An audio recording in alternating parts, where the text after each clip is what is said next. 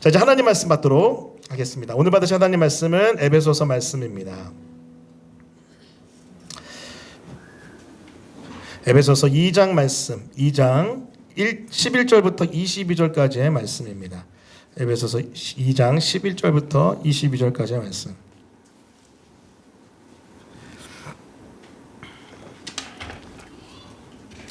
제가 가진 성경은 신약 성경 312면에 위치했고요. 앞에 PPT 혹은 여러분 성경 어플을 통해서 함께 하나님 말씀 나누겠습니다.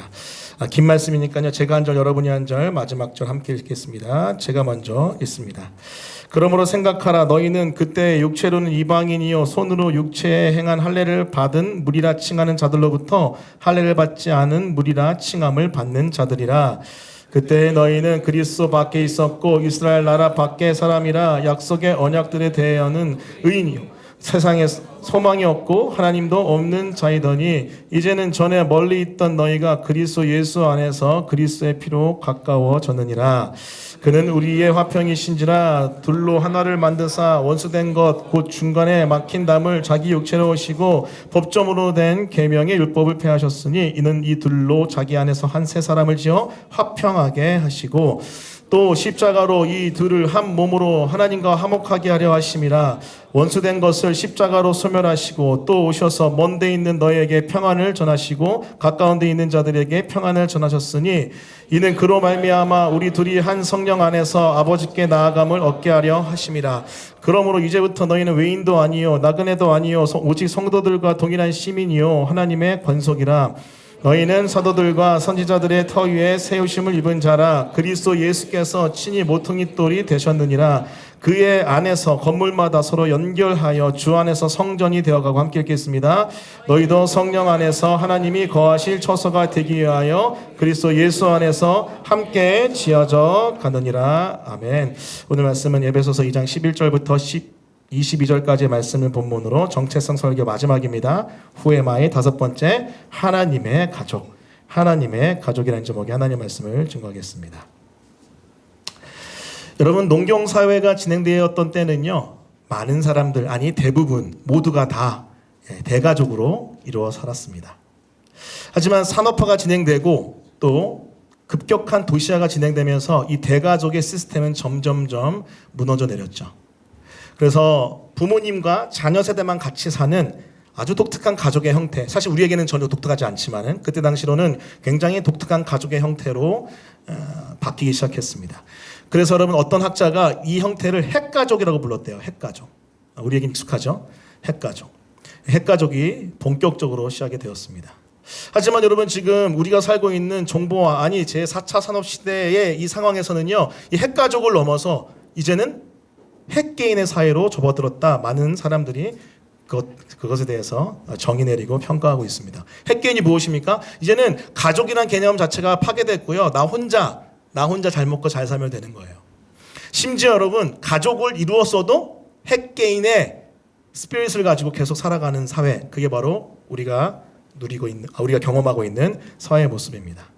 물론 여러분, 개인을 주목하기 때문에 여러 가지 장점이 있을 수 있죠. 과거에는 너무 공동체만을 주목했다면 지금은 개인을 향해 주목하기 때문에 여러 가지 장점이 있을 수 있으나, 하지만 지금 이 시대는요, 극심한 개인주의 때문에 많은 손해를 보고 있는 시대로 평가합니다.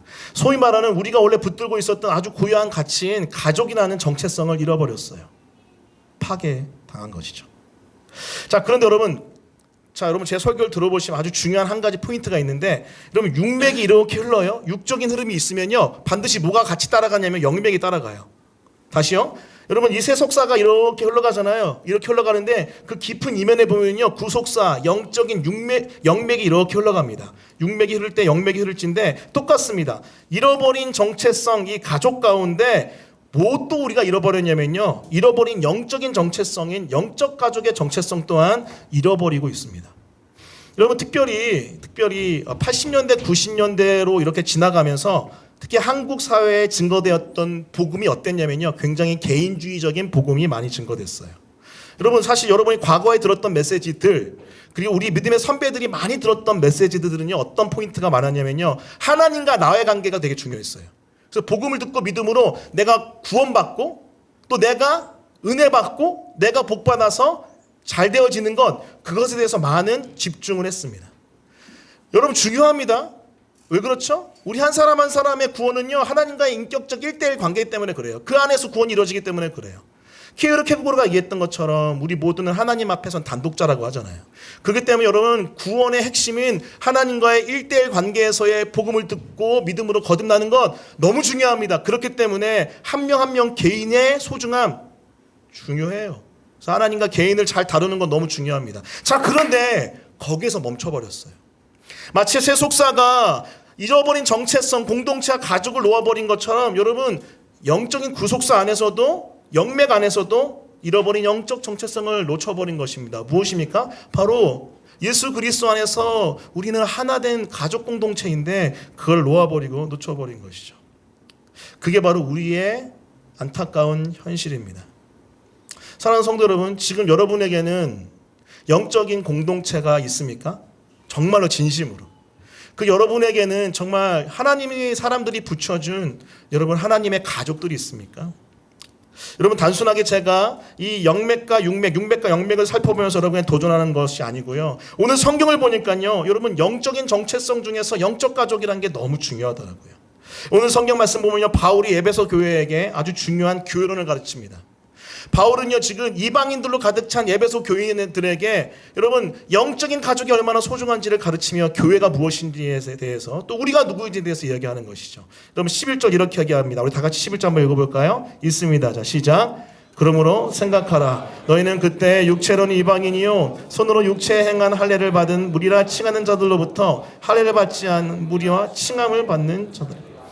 여러분 그때 당시에 여러분 이방인들은요 유대인들이 미안해요 성경적으로 얘기할게요 하지만 개로 여겼습니다. 개. 아주 멸시했습니다. 함께 상종하지 않았습니다.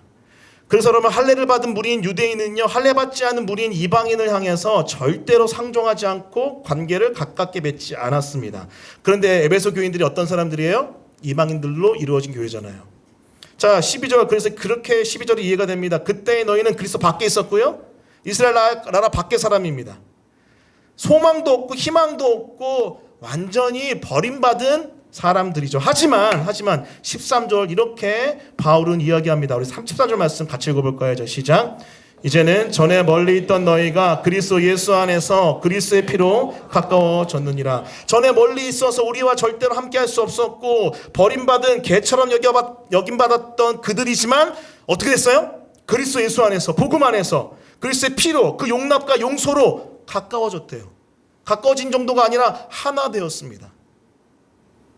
그래서 여러분 14절부터는 계속 여러 비유를 통해서 여러분 이방인과 유대인이 복음 안에서 하나다 를 얘기하고 있습니다. 14절 중간에 막힘 담이 허물어지고 하나가 됐다는 비유를 사용하면서 둘로 하나로 만들었다고 되어 있고요. 15절 말씀 보면은 여러분 법의 관점에서 보면서 한 세 사람을 지었다라고 이야기하면서 하나 됐다고 얘기하고 있고 16절 말씀 보면은 몸의 비유를 들어서 여러분 우리 몸이 한 덩어리잖아요. 한 개체 존재잖아요. 그걸 통해서 이 둘이 한 몸이 됐다라고 이야기하고 있습니다. 그 18절 말씀은 성령 안에서 너희는 하나 되어 하나 아버지께 나갈 수 있다라고 얘기해요. 자, 그리고 제일 중요한 건 19절이에요. 19절 같이 한번 읽어보겠습니다. 같이 읽습니다. 자, 시작.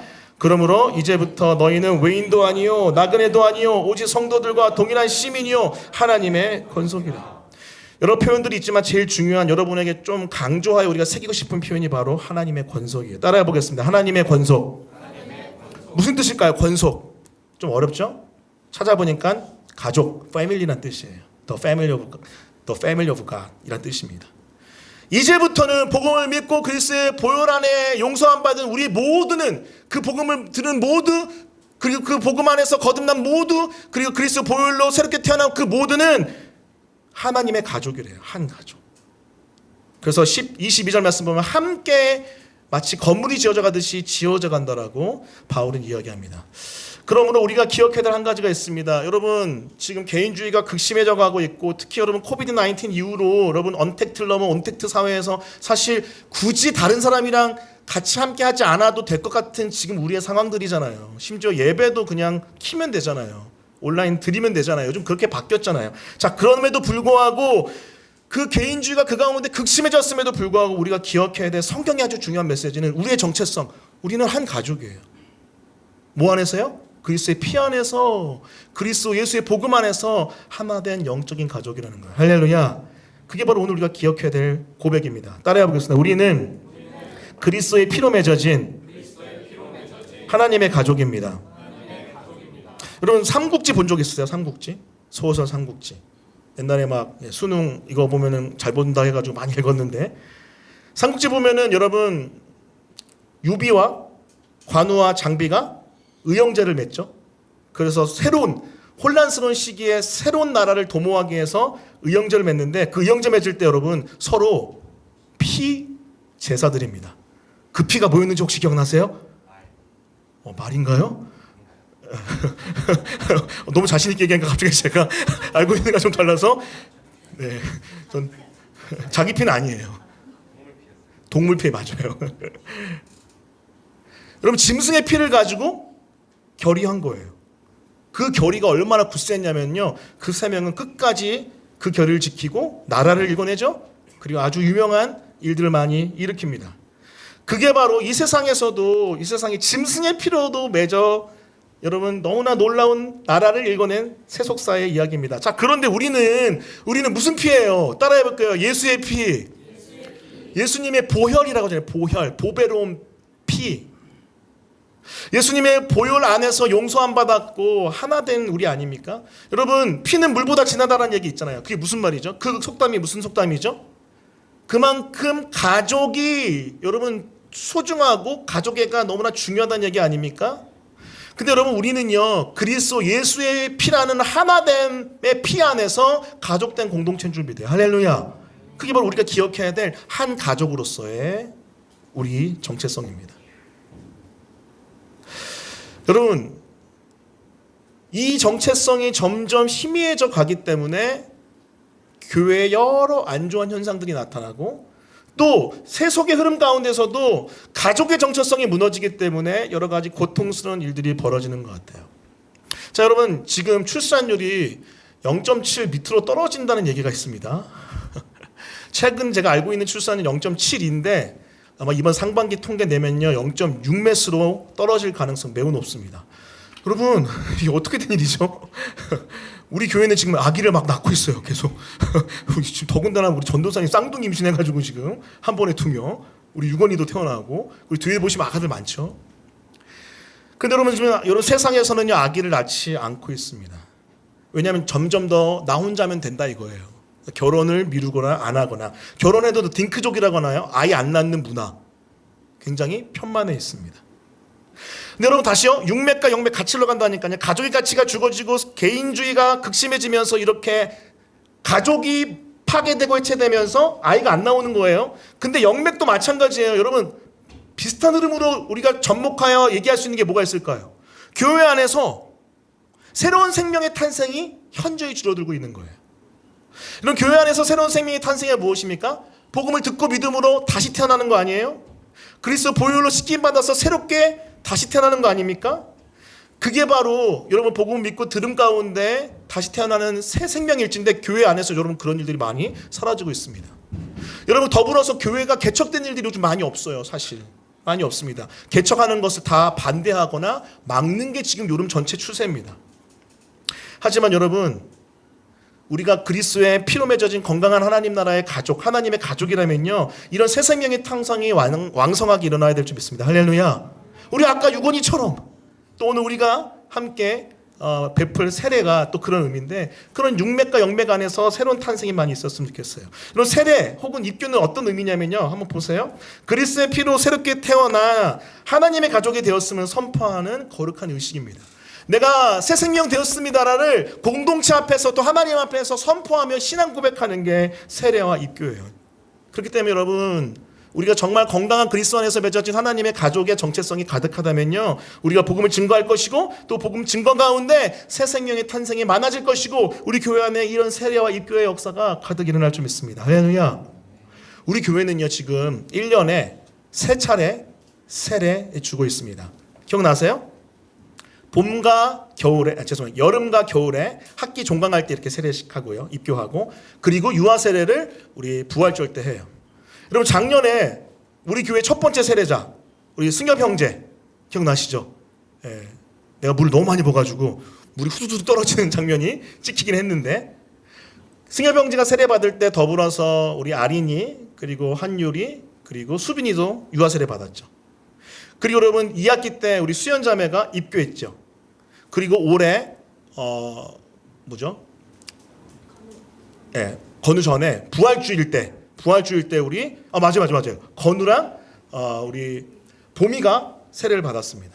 더불어서 오늘 이제 우리 슬기자매가 세례를 받을 텐데, 여러분 교회 공동체가 이렇게 개척한 지 얼마 안 됐는데 세례자가 많은 건 하나님의 축복입니다. 할렐루야. 우리 교회 공동체 안에서 이런 세례자들이 계속 왕성하게 계속 나왔으면 좋겠어요. 그게 바로 우리가 그리스도 안에서 피로 맺어진 하나님의 가족의 모습일 것입니다. 더불어서 여러분, 이제 곧 있으면 우리가 다 함께 이제 성찬을 참여할 건데, 성찬의 의미는 무엇이냐면요, 바로 이렇습니다. 성찬은 그리스도의 피로 새롭게 태어나 하나님의 가족이 된 신자들이 영적 가족들과 함께 주신 은혜를 기억하며 감사하는 거룩한 의식이에요. 혼자 그냥 은혜 받는 것이 아니라 우리가 그리스도의 보혈로 거듭남을 기억하는 것 넘어서 영적 가족들과 함께 이 잔치에 참여하는 게 바로 성찬입니다. 여러분 요즘에 세상에서는요, 함께 밥 먹는 문화가 점점 사라지는 거 아시죠? 여러분 요즘에 세상에서 나타나는 아주 특이한 식탁 문화가 뭐냐면 두 가지인데, 첫 번째는 혼밥, 그 두 번째 더치페이. 예, 혼밥 뭔지 아시죠? 혼자 밥 먹는 거예요. 혼자 밥 먹는 거. 제가 얼마 전에 일본 그 선교 답사 가니까 세상에 혼자 밥 먹는 문화가 너무 잘 돼 있더라고요. 깜짝 놀랐습니다. 근데 한국에 돌아와 보니까 한국도 너무 잘 돼 있고 세팅돼 있더라고요. 아마 점점점 그렇게 될 거예요. 더불어서 여러분, 우리 밥 먹을 때 옛날에는요, 그냥 어떤 한 사람이 다 돈 내고 그랬거든요.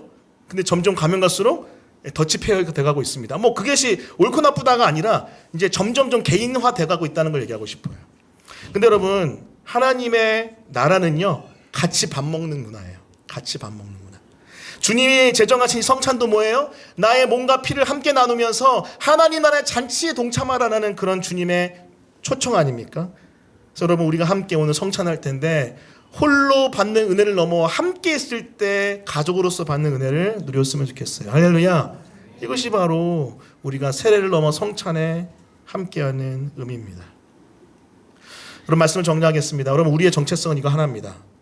우리 계속해서 하나님의 자녀, 그리고 예수 그리스도의 신부, 성령님의 친구, 하늘 나그네로서의 정체성을 살펴봤죠. 사실 다 하나님과의 개인 관계로서의 정체성이었습니다. 하지만 그걸 넘어서 우리가 마지막 함께 살펴보고 싶은 건 바로 우리는 하나님의 가족으로서의 한 사람 한 사람 정체성이 있다는 거예요. 그 정체성을 기억하면서 나를 넘어 우리 공동체가 하나님 앞에 나아가 예배하는, 또 함께 신앙생활 나가는 우리 모두가 되었으면 좋겠습니다. 그런 은혜가 있기를 예수 그리스도의 이름으로 축원합니다. 아멘. 네, 함께 제가 잠시 기도하겠습니다. 하나님, 감사합니다. 오늘 우리가 함께 말씀을 나누며 정체성 마지막 설교를 증거했습니다.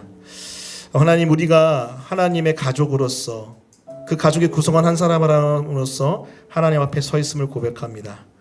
나 혼자도 중요하지만 혼자를 넘어 함께의 은혜가 성경이 말하는 은혜이오니 우리가 그것을 기억하며 영적 가족으로서, 그리스도 피로 맺어진 한 가족으로서 하나님 앞에 나아가는 우리 모두가 될 수 있도록 역사해 주십시오. 하나님, 이제 계속해서 세례식과 성찬식이 진행됩니다. 하나님, 우리와 함께 하시고 역사하시고 기름 부어 주시옵소서. 그렇게 하실 주님을 기대하며 예수 그리스도 이름으로 기도합니다.